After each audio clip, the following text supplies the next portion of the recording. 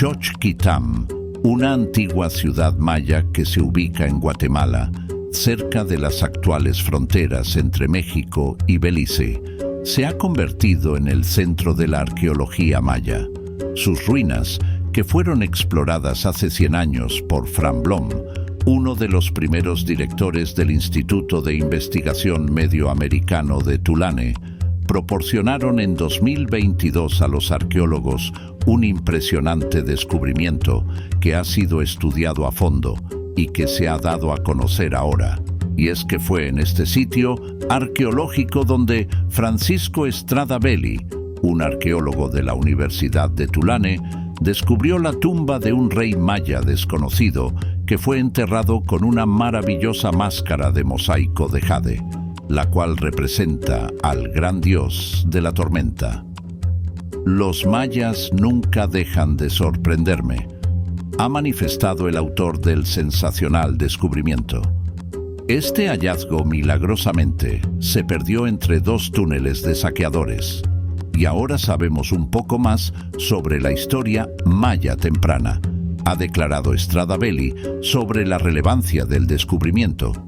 Por su parte, la Universidad de Tulane ha emitido un comunicado en el que resalta que un descubrimiento como este es un poco como ganar la lotería en términos de información. Han pasado 100 años y ningún arqueólogo había excavado allí, pero, desgraciadamente, sí muchos saqueadores de tumbas, recuerda con consternación el arqueólogo. Su equipo empezó la excavación en Xochquitlam en 2019 y gracias a la tecnología LIDAR, una técnica que utiliza la luz de un láser para obtener imágenes de la superficie de la Tierra, los arqueólogos lograron descubrir los túneles excavados por los saqueadores en una pirámide abandonada de Xochquitlam, donde vieron un espacio que se les habían pasado por alto. A tan solo 2 metros de donde los saqueadores afortunadamente habían dejado de buscar, los arqueólogos localizaron la tumba oculta de 1700 años de antigüedad. Por suerte, el único daño que había sufrido la sepultura fue el derrumbe de su techo de piedra, declaró Belli. En el interior de la tumba, los investigadores encontraron un cráneo humano, varios dientes, una caja de piedra, ofrendas funerarias compuestas por una vasija, 16 conchas de Spondylus, una rara ostra espinosa que era utilizada por la realeza como joya y también como moneda, y numerosos fragmentos de jade que, al ensamblarse, formaban una increíble máscara de jade. Además de todos estos fabulosos elementos, se hallaron en la tumba algunos huesos en los que se habían grabado escenas que mostraban a un gobernante sosteniendo la cabeza de una divinidad igual a la de la máscara, así como un nombre, Itzamcocash Bahlam, que según los investigadores podría tratarse del nombre del rey maya allí enterrado, que gobernó Xochquitlam hacia el año 350 después de Cristo. Las ofrendas localizadas en la tumba se han datado hacia 350 después de Cristo y han proporcionado una amplia información acerca de la conexión que pudieron haber mantenido los gobernantes mayas de Xochquitlam con los de ciudades tan importantes como Tikal y Teotihuacán. También arrojan luz sobre los ritos funerarios y las dinastías reales que gobernaron la ciudad en un momento de la historia maya muy poco conocido. Todo sugiere que se trataba de un rey maya que formó parte de una red de la realeza en la esfera de influencia de Tikal y Teotihuacán, afirma convencido Belli. Desde el descubrimiento de la tumba del gobernante maya de Xochquitlam en 2022, los arqueólogos han trabajado para conservar, escanear, fotografiar e interpretar todos los hallazgos que se han realizado. Los investigadores también tienen el objetivo de descifrar cuál fue el papel que jugaron Xochquitlam y sus reyes en el mundo maya de su época.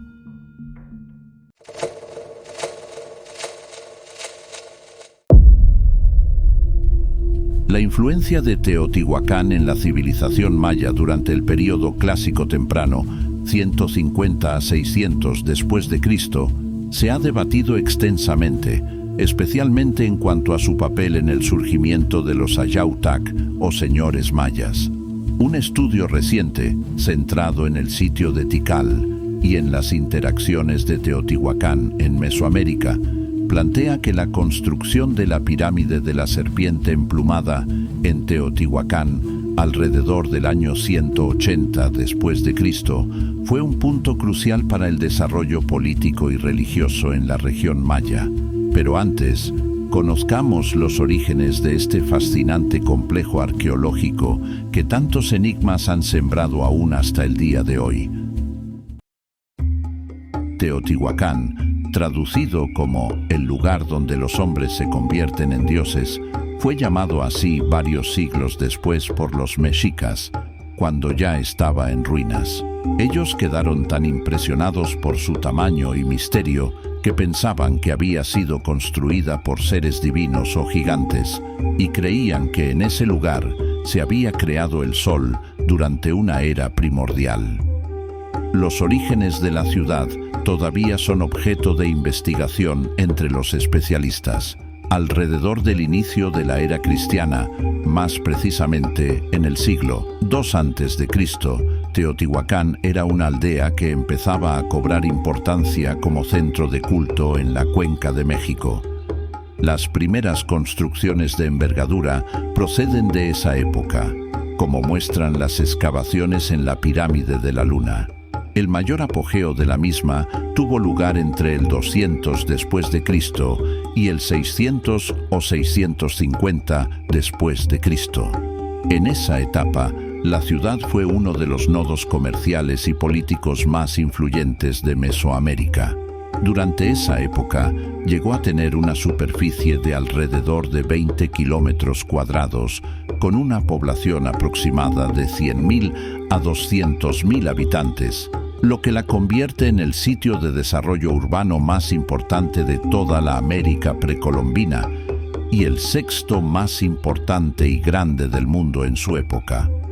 Albergó a toda su población en aproximadamente 2.000 estructuras rectangulares acomodados en diferentes barrios. A ciencia cierta, se desconoce si Teotihuacán controló de primera mano una extensión territorial, suponiendo que se manejó un modelo de ciudad-estado imperialista.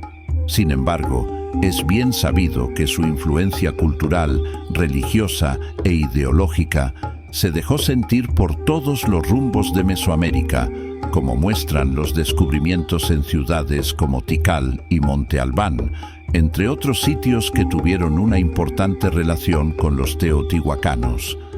El declive de la ciudad ocurrió entre el 600 y el 650 después de Cristo, en un contexto marcado por inestabilidad política, conflictos y revoluciones sociales internas y cambios climatológicos que causaron un colapso casi total en el norte de Mesoamérica. La mayor parte de la población de la ciudad se dispersó por diversas localidades en la Cuenca de México. Se desconoce cuál era la identidad étnica de los primeros habitantes de Teotihuacán. Entre los candidatos se encuentran los totonacos, los nahuas y los pueblos de idioma otomangue, particularmente los otomíes. Las hipótesis más recientes apuntan a que Teotihuacán fue una urbe cosmopolita en cuyo florecimiento se vieron involucrados grupos de diverso origen étnico, como muestran los descubrimientos en el barrio zapoteco de la ciudad y la presencia de objetos provenientes de otras regiones de Mesoamérica, sobre todo de la región del Golfo y del área maya. Asimismo, la identidad de sus élites gobernantes y nobleza es todavía más confusa. Los investigadores infieren que, al igual que otras sociedades mesoamericanas, se manejó un sistema teocrático encabezado por el sacerdocio. Sin embargo, la forma de administración política, burocrática y corporativa es objeto de debate. Las hipótesis más influyentes son dos: la existencia de una figura máxima que conllevaba el poder político y religioso de la ciudad, o bien la existencia de un cogobierno colectivo encabezado por los representantes de cada sector o barrio de la ciudad y también de su clan cónico, repartiéndose la administración de la urbe. Ahora bien, regresemos a la pirámide de la serpiente emplumada. Este monumento, uno de los más importantes de la ciudad de Teotihuacán, incluyó sacrificios humanos masivos que, según evidencia osteológica, involucraron a individuos de diversas partes de Mesoamérica, incluyendo posibles habitantes de la región maya. La pirámide de la serpiente emplumada no solo era un monumento arquitectónico, sino que también contenía elementos de espejos y obsidiana, elementos que jugaron un rol central en la ideología y práctica ritual de los Ayautac de Tikal y otras ciudades mayas. La pirámide fue construida en un contexto de expansión militar y hegemonía cultural de Teotihuacán, cuya influencia se extendió no solo a través de conquistas, sino también mediante una profunda conexión religiosa y simbólica, marcada por el culto a los espejos y la utilización de la obsidiana como herramienta de guerra y sacrificio. Estos materiales, vinculados con la reflexión y el brillo, se volvieron elementos característicos en la presentación pública y simbólica de los señores mayas. Otro punto central de la influencia de Teotihuacán es la introducción de la estructura de poder y la figura del Ayau, señor, que empezó a adoptar características de liderazgo relacionadas con la guerra sagrada, un concepto presente en el sistema religioso de Teotihuacán. Este cambio fue evidente en los nombres y títulos de los gobernantes mayas, quienes frecuentemente incluían referencias a deidades asociadas con el rayo y la obsidiana, símbolos de la fuerza y la autoridad militar. La figura de Cahuil, una deidad maya asociada con el rayo, se convirtió en una de las deidades patronas de la realeza maya, vinculando así la autoridad política con las fuerzas sobrenaturales que eran veneradas en Teotihuacán. Los eventos históricos conocidos como Entrada de Teotihuacán, alrededor del año 378 después de Cristo, marcan la llegada de un personaje llamado Xihyach-K'ach. Fuego es nacido, a Tikal, lo cual coincide con una serie de cambios en la estructura de poder local. Estos cambios implicaron no solo la inserción de figuras externas en la política maya, sino también la adopción de prácticas religiosas y militares que parecen haber tenido su origen en Teotihuacán. Además de la influencia religiosa y militar, la expansión de Teotihuacán en la región maya también tuvo una dimensión arquitectónica y ceremonial. En varios sitios mayas, como Caminaljuyu y Altunja, se encontraron edificios y artefactos con elementos de estilo teotihuacano, reflejando una fusión cultural que dio lugar a una élite maya con una identidad compleja, que no era ni completamente maya ni completamente teotihuacana. Estos edificios, caracterizados por el uso del talud tablero, funcionaron como un medio para demostrar la presencia e influencia de Teotihuacán en la región, consolidando la hegemonía cultural y política que la ciudad mantenía sobre las ciudades mayas. La investigación sugiere que los sacrificios humanos y las prácticas religiosas en Teotihuacán tuvieron un impacto profundo en la cosmovisión de las élites mayas, quienes incorporaron símbolos de reflexión y resplandor en sus prácticas funerarias y en la identidad ritual de los Ayautac. En tumbas y monumentos mayas se hallaron artefactos asociados con Teotihuacán, como espejos de pirita y obsidiana y cuchillas de piedra de formas excéntricas, que reflejan una continuidad en el simbolismo relacionado con el sacrificio y la guerra.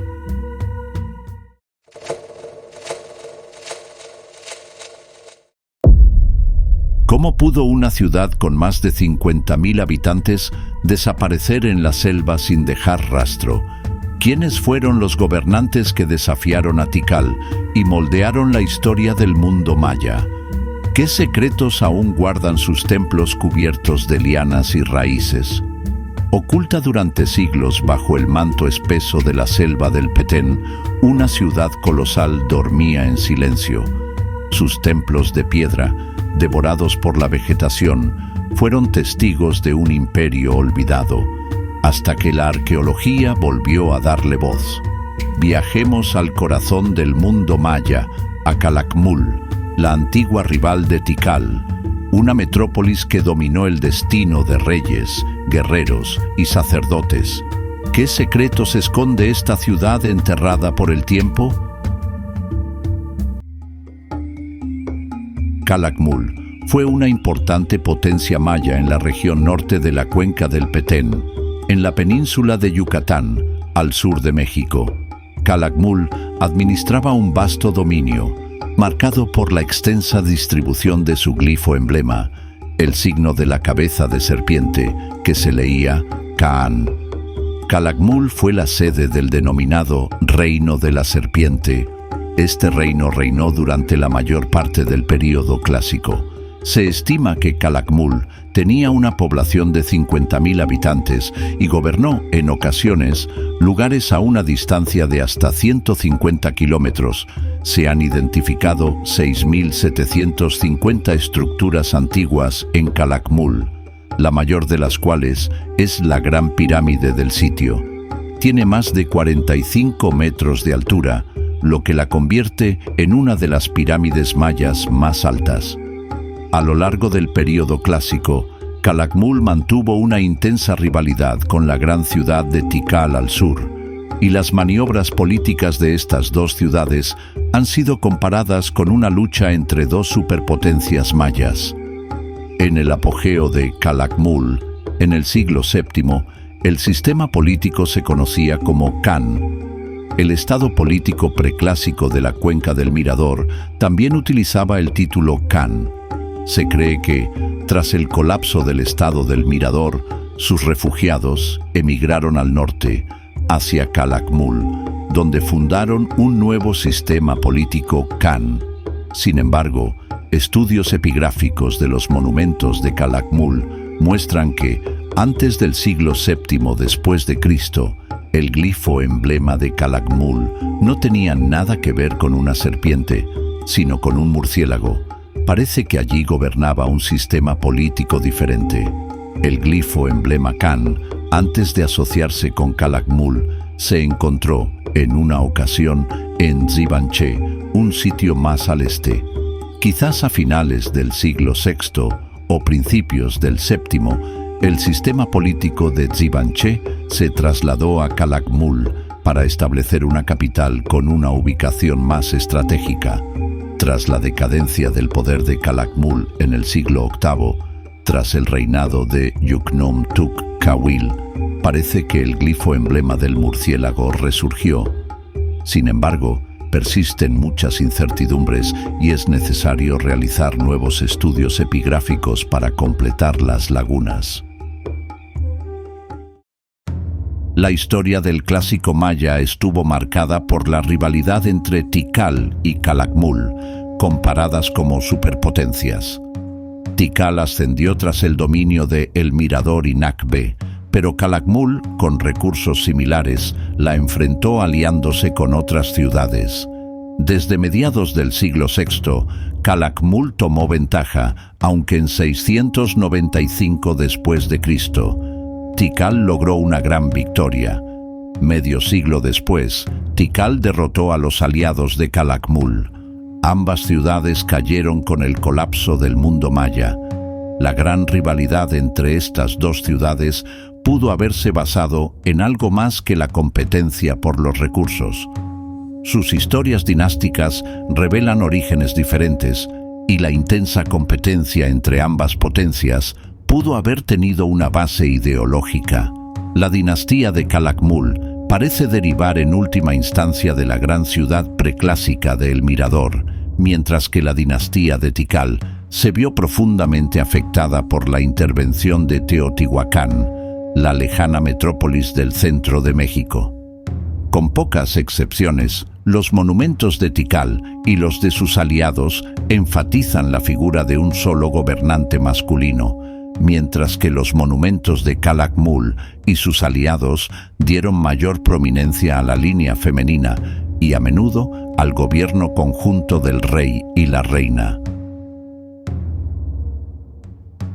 Los primeros textos jeroglíficos de las estelas halladas en la estructura 2 registran la probable entronización de un rey de Calakmul en el año 411 después de Cristo, y también registran la de un gobernante no real en el sitio en el año 514.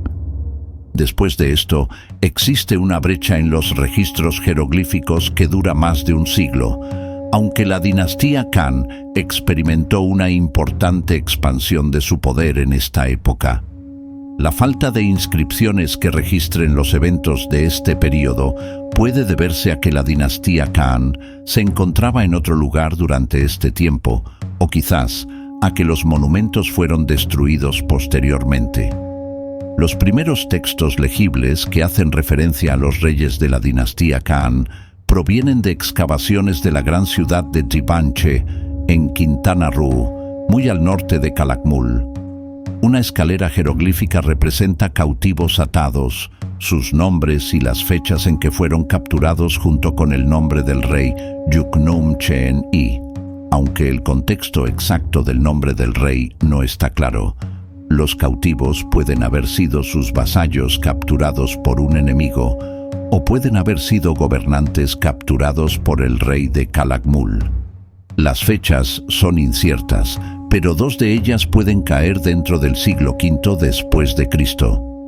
El cercano sitio de El Resbalón en Quintana Roo tiene un texto jeroglífico desordenado que incluye una fecha en 529, que indica que la ciudad estaba bajo el control de la dinastía Kan. A mediados del siglo VI después de Cristo, Calakmul empezó a formar una gran red de alianzas, lo que la llevó a enfrentarse con Tikal. En 546, su rey, Tunkap Hicks, entronizó a Ashwossal en Naranjo, y otro vasallo suyo fue capturado en 537 por Yaxchilán. En 561, el rey Testigo del Cielo instaló a un gobernante en los Alacranes y se convirtió en señor de Caracol, ciudad antes leal a Tikal.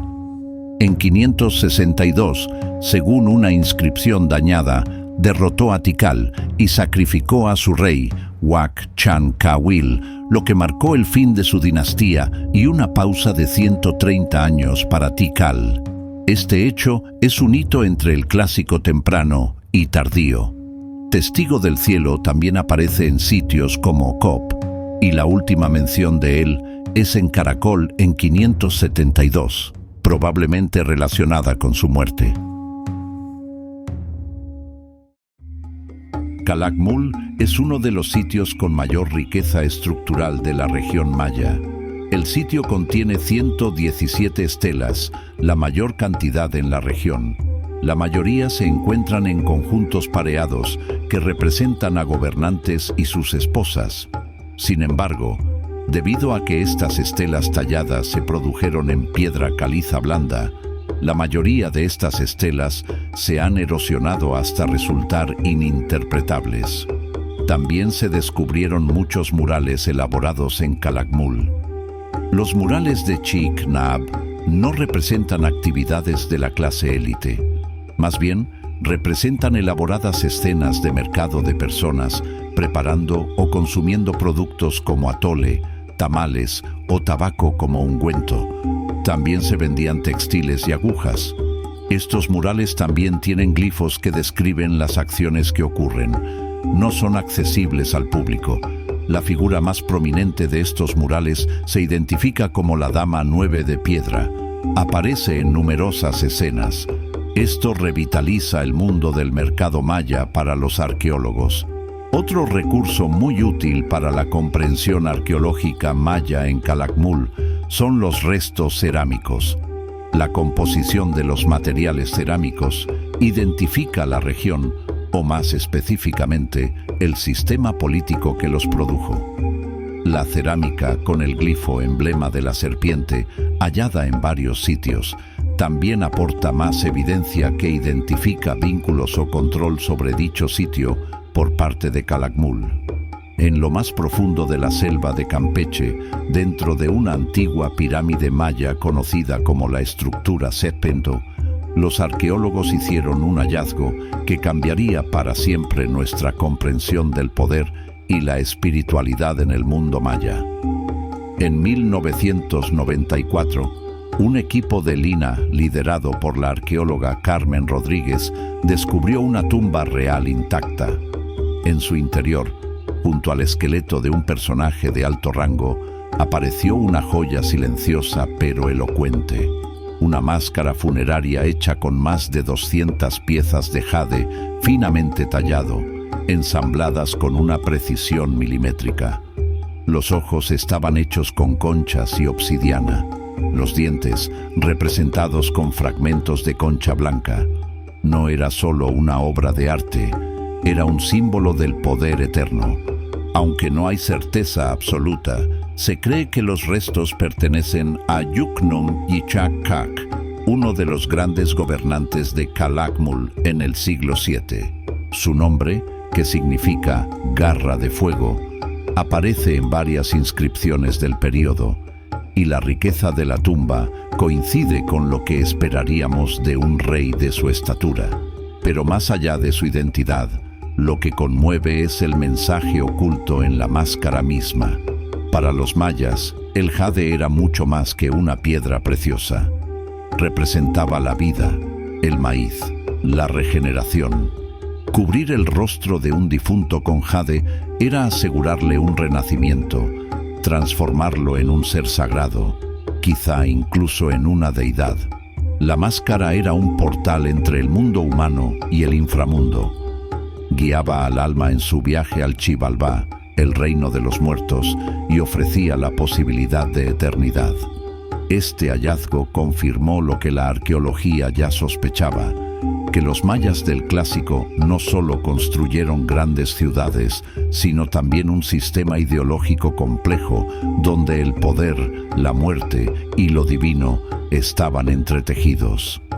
La máscara funeraria de Calakmul no es solo un rostro de jade, es la memoria de un rey, la expresión de una cosmovisión y el eco de una civilización que aún sigue hablándonos desde el silencio de la selva.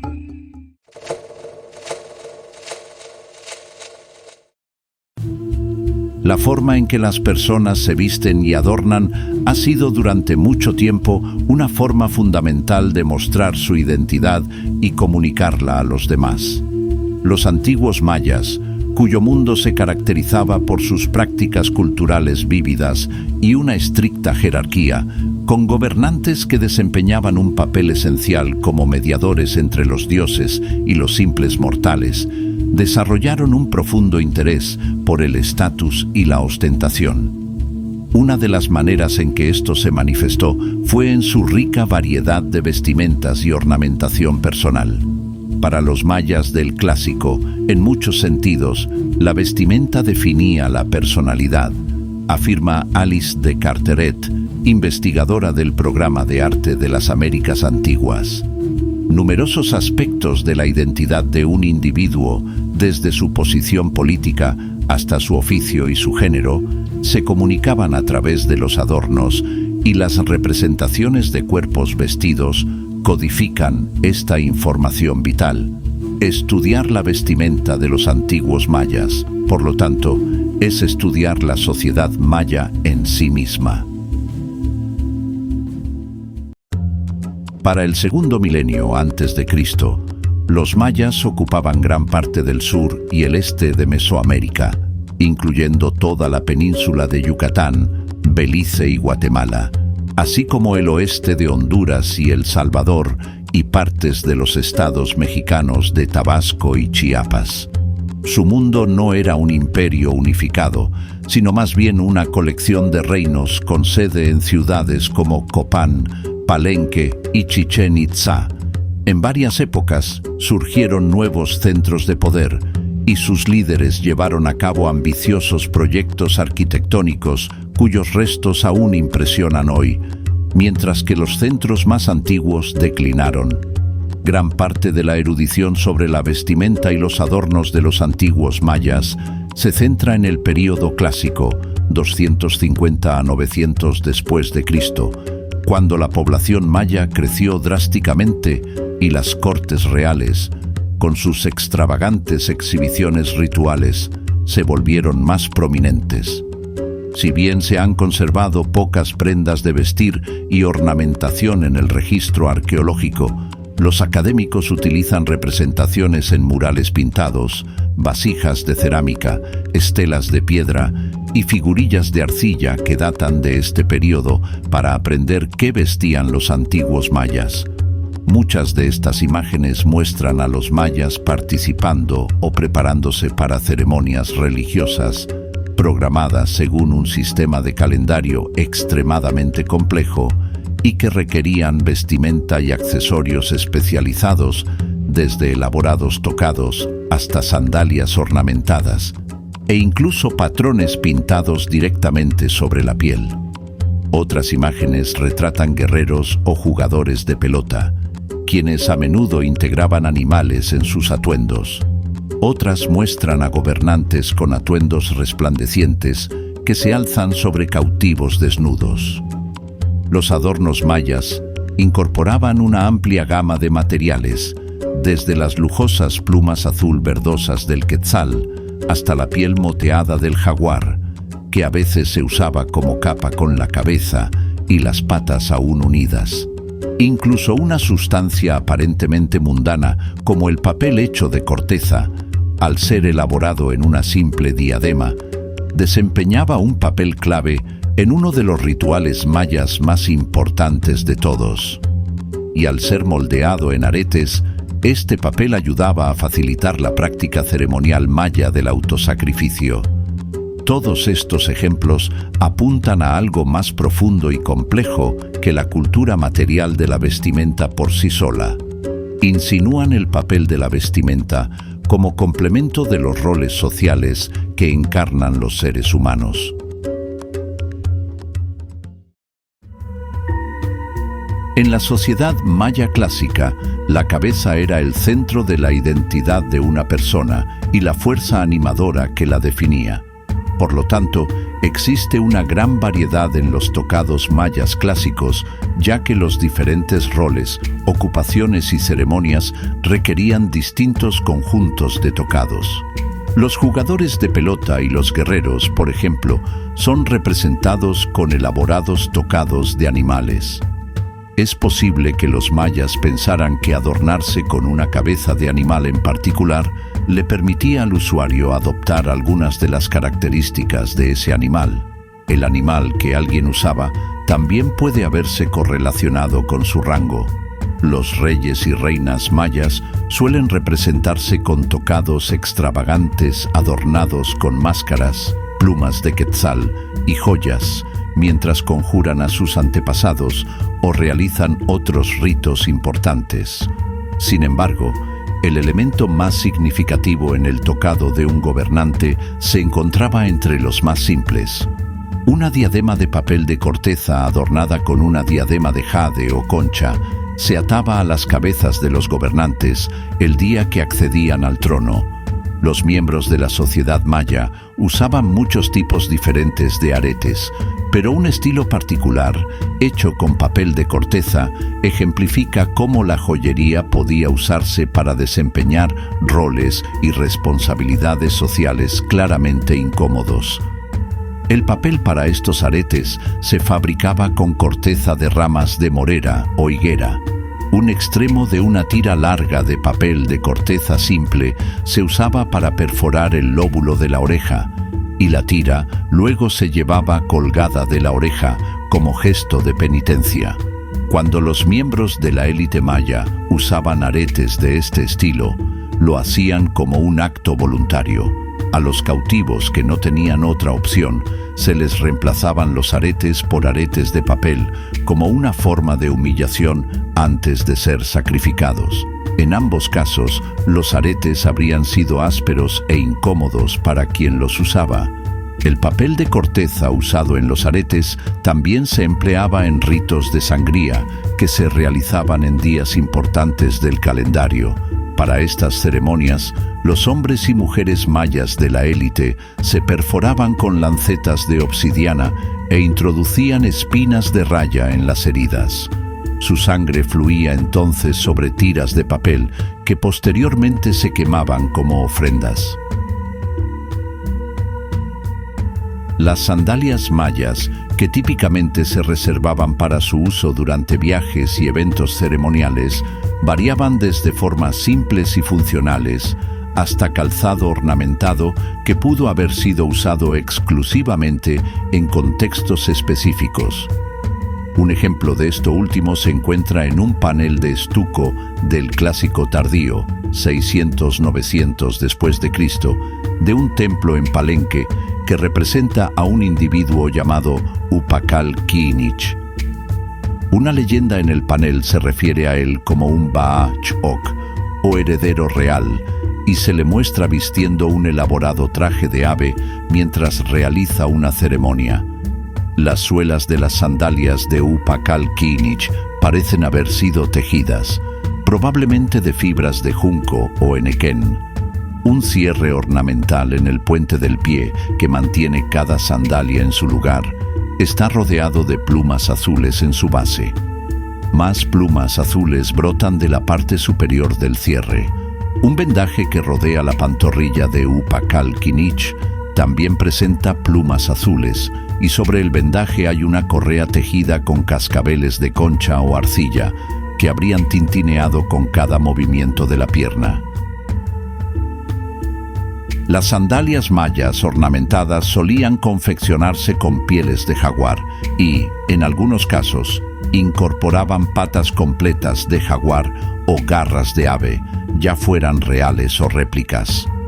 Las sandalias también podían decorarse con caparazones de tortuga que emitían ruidos de cascabel para atraer la atención del público hacia el artista.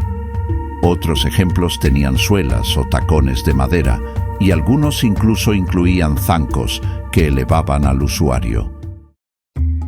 Los antiguos mayas poseían muchas técnicas para usar su piel como lienzo, sobre el cual proyectar información acerca de su rol y estatus social. Una de las más comunes era la pintura corporal, típicamente con pintura roja, blanca y negra, aunque también hay ejemplos de marrón y azul. La pintura corporal negra en los hombres parece denotar roles que involucran violencia o penitencia. La pintura negra marca los cuerpos de cazadores, jugadores de pelota, sangradores rituales, aquellos involucrados en sacrificios y aquellos que realizan ayunos rituales. Se emplearon tonos y patrones de rojo y marrón para delinear distinciones más sutiles de rango y estatus. Tenemos representaciones de cientos de años de pintura corporal maya, y la variación entre períodos no parece variar drásticamente, dada su flexibilidad como medio. Los mayas estaban muy preocupados por el comportamiento adecuado. La pintura corporal era solo una forma más de imponer eso, en lugar de una forma de experimentar con nuevas estéticas. En conjunto, las vestimentas mayas constituyen una fuente invaluable para comprender las dinámicas culturales y espirituales de una de las civilizaciones más sofisticadas del continente americano, recordándonos que el cuerpo vestido era, para los mayas, un espacio privilegiado para la expresión de lo humano y lo divino.